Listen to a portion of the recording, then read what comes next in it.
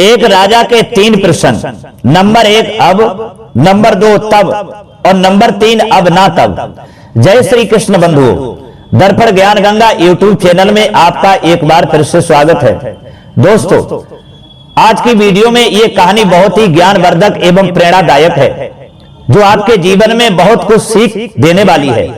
कहते हैं कि बुद्धिमानी से और दिमाग से किया हुआ काम कभी असफल नहीं होता, और बुद्धिमानी व्यक्ति जो दिमाग से कार्य को करते हैं वो कभी धोखा नहीं खाते हैं और ना कभी जीवन में दुखी होते हैं, क्योंकि वो हर समस्या का समाधान करने के लिए हमेशा तत्पर रहते हैं। तो दोस्तों, बने रहे हमारी वीडियो की समाप्ति तक। और वीडियो शुरू करने से पहले आपसे निवेदन है कि आप यदि हमारे इस चैनल पर नए मेहमान दर्शक बनकर के आए हैं, आपने अभी तक हमारा चैनल सब्सक्राइब नहीं किया है, तो आपसे रिक्वेस्ट है, विनती है कि हमारे इस चैनल को सब्सक्राइब अवश्य कर लें और घंटी वाला बटन भी अवश्य दबा दें। आइए इस प्रेरणादायक कहानी पर अब ध्यान देते हैं। बंधुओं, एक समय की बात है, एक बार एक राजा की पत्नी यानी रानी ने अपने पति राजा से कहा, महाराज, आपके यहां जो मंत्री है उस मंत्री को मंत्री पद पर हटा दें और उस पद पर हमारे भाई को रख लें। राजा ने कहा, देखिए रानी साहिबा, जो हमारा मंत्री है वो बहुत बुद्धिमान है और वो कई समस्याओं का समाधान करने के लिए हमेशा तैयार रहता है। जिस समस्या का समाधान हमसे नहीं होता वो हमारा मंत्री कर देता है, क्योंकि मंत्री हमारा बुद्धिमान है और उसके अंदर हमसे भी ज्यादा दिमाग है और चालाक भी है, इसलिए हम उसे कैसे हटा दें।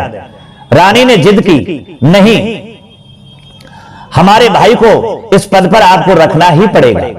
राजा ने देखा कि रानी जिद कर रही है, अगर इनकी जिद पूरी नहीं की तो समाज के लोग कहेंगे कि एक पत्नी की बात को एक पति ने नहीं माना, यानी राजा ने नहीं माना। दोस्तों, राजा ने कहा अपनी रानी से, रानी साहिबा, ठीक है, हम तुम्हारी बात पर सहमत हैं, परंतु हम आपके भाई की परीक्षा लेंगे। अगर आपका भाई मेरी जांच करने में सफल हो गया तो हम अपने मंत्री को मंत्री पद से हटा देंगे और उस पद पे आपके भाई को रख लेंगे। रानी सहमत हो गई। राजा ने एक दिन कहा, अब बुलाइए अपने भाई को। बंधु, तब रानी ने अपने भाई को बुलाया और राजा के सामने पेश किया। राजा ने 3 रुपए निकाले और 3 रुपए अपनी रानी के भाई को दिए, अर्थात अपने साले को दिए, और कहा कि इन 3 रुपयों से तुम्हें 3 चीजें लानी हैं। वो कहने लगा, क्या? राजा कहने लगा, सुनो, 1 रुपए की अब लेके आना और जो दूसरा रुपया है इसकी तब लेके आना, और जो हमने तीसरा रुपया दिया है इसकी अब ना तब लेके आना। दोस्तों, वह 3 रुपयों को लेकर के उस रानी का भाई चल दिया और दुकान पे पहुंचा और दुकानदार से कहा, 1 रुपया दिया, कहा इस 1 रुपया की हमें अब दे दो। दुकानदार कहने लगा, मैं अब के बारे में कुछ नहीं जानता हूं, मेरे पास अब नहीं है। तभी उसने दूसरा रुपया निकाला और कहा, अगर आपके पास अब नहीं है तो तब दे दो। दुकानदार कहने लगा, आप कैसी बातें कर रहे हो, ये अब और तब क्या होता है, मैं कुछ नहीं जानता हूं, मेरे पास नहीं है। तभी उसने तीसरा रुपया निकाला और दुकानदार को पकड़ाया और कहा, ठीक है, ना आपके यहां अब है ना तब है, तो इस रुपए की अब ना तब दे दो। दुकानदार कहने लगा, क्या पागल हो भाई, ये अब और तब क्या लगा रखा है, मेरे पास कुछ भी नहीं है। इसी तरीका से वह कई दुकानों पर गया, लेकिन सबने उसे पागल ही कह करके घोषित किया।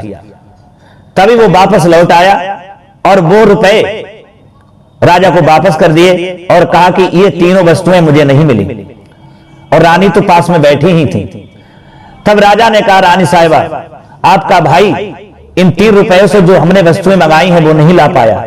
अब देखिए, हम अपने मंत्री को बुलाते हैं और वो मंत्री हमारी वो मंगाई हुई 3 वस्तुएं कैसे लाता है।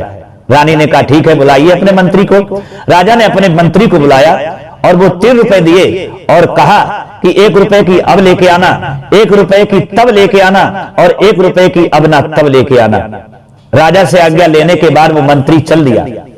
आगे के लिए जब बढ़ा है, क्या देखा कि एक दुकान पर लड्डू बिक रहे थे, तो 1 रुपए के उसने लड्डू ले लिए। लड्डू हाथ में ले लिया और लड्डू को लेकर के और आगे बढ़ा।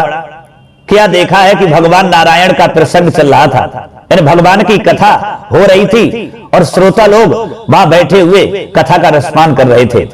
दोस्तों, वही मंत्री वहां गया और 1 रुपया निकाला और वहीं भगवान के चरणों में अर्पित कर दिया, वहीं चढ़ा दिया। वही मंत्री फिर आगे बढ़ा और उसने देखा कि वैश्याएं नृत्य कर रही हैं, तो वहां जाकर के 1 रुपया उन वैश्याओं के लिए दे दिया और इतना काम करने के बाद में तुरंत वापस आया जहां रानी राजा के पास में बैठी थी और मंत्री का इंतजार कर रही थी। मंत्री पहुंचा तब रानी कहने लगी, हाँ, जो वस्तुएं मंगाई थी हमारे महाराज ने वो ले आए? बोले हाँ ले आए। पहले वस्तु हमारी महाराज ने मंगाई थी, अब कहां है?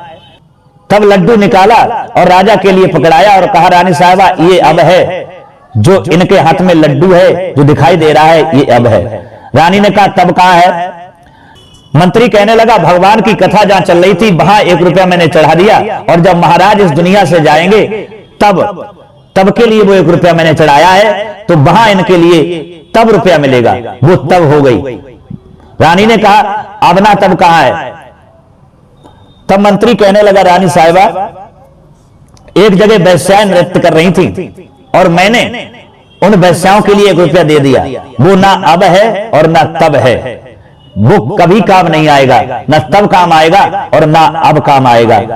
दोस्तों, मंत्री के ये शब्दों को सुनकर के राजा कहने लगा, देख लिया रानी साहिबा हमारा मंत्री कितना बुद्धिमान है, और आप कह रही हो कि इस मंत्री को पर से हटा दो और आपके भाई को रख लें। मैं कैसे रख लूं? आपका भाई तो असफल हो गया। दोस्तों, तब लज्जित होकर के रानी अपने महल के लिए चली आई। तो दोस्तों, इस कहानी से हमें यह शिक्षा प्रदान होती है, क्योंकि बुद्धिमानी से किया हुआ काम कभी असफल नहीं होता है, और बुद्धिमान जो व्यक्ति होते हैं जिनके अंदर दिमाग होता है, अर्थात वो अपने दिमाग से कार्य को करते हैं, तो वो कभी असफल नहीं होते हैं और ना कभी जीवन में धोखा खाते हैं। यही इस कहानी का मतलब है और यही इस कहानी का रहस्य है। तो दोस्तों, कैसी लगी हमारी ये कहानी?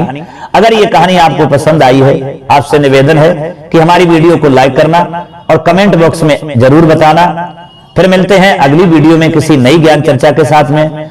तब तक के लिए आपके लिए, सब्सक्राइबर बंधुओं के लिए और दर्शकों के लिए राधे राधे, जय श्री कृष्ण।